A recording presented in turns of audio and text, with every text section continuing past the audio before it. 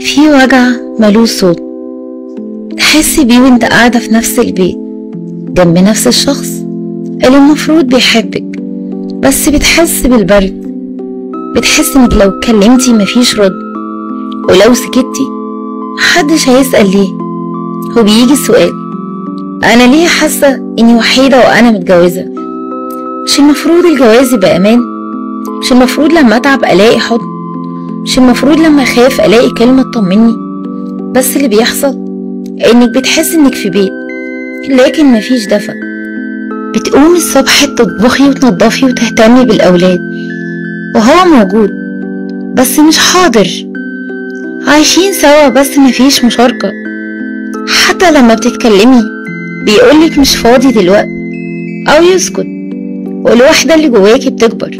تبداي تشكي في نفسك: يمكن انا اللي تقيلة، يمكن بطلب زيادة، يمكن فعلا الجواز كده. لا، مش المفروض كده. الجواز مش مجرد ورق ولا مجرد مواعين واكل وغسيل وطلبات. الجواز حب، الجواز مشاركة، الجواز كلمة بتتقال وقت ما تحس انك بتقعي. طب اعمل ايه لما احس بالوحدة؟ اول حاجة اعترفي بيها.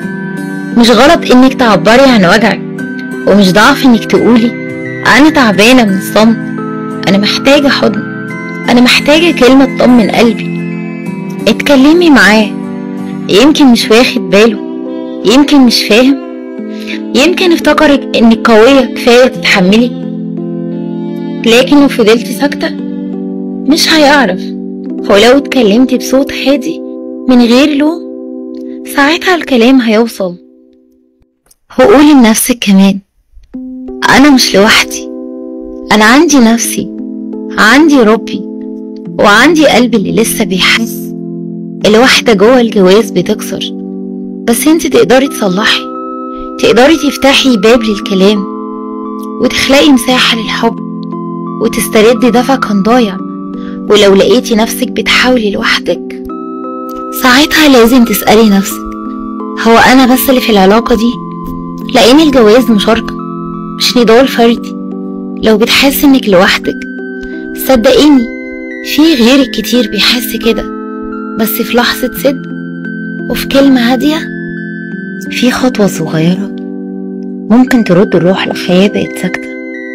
متسكتيش على الوحدة، متحسيش ان طلبك بالاهتمام ضعف. انتي ست وقلبك محتاج يتحب. ربنا خلقلك شريك مش ساكن معاكي في البيت بس، لكن ساكن جواكي. لو عرف يحبك صح، ولو الكلام ده لمسك، فاعرفي انك مش لوحدك. شاركيه مع اي واحدة محتاجة تحس ان في حد حاسس بيها.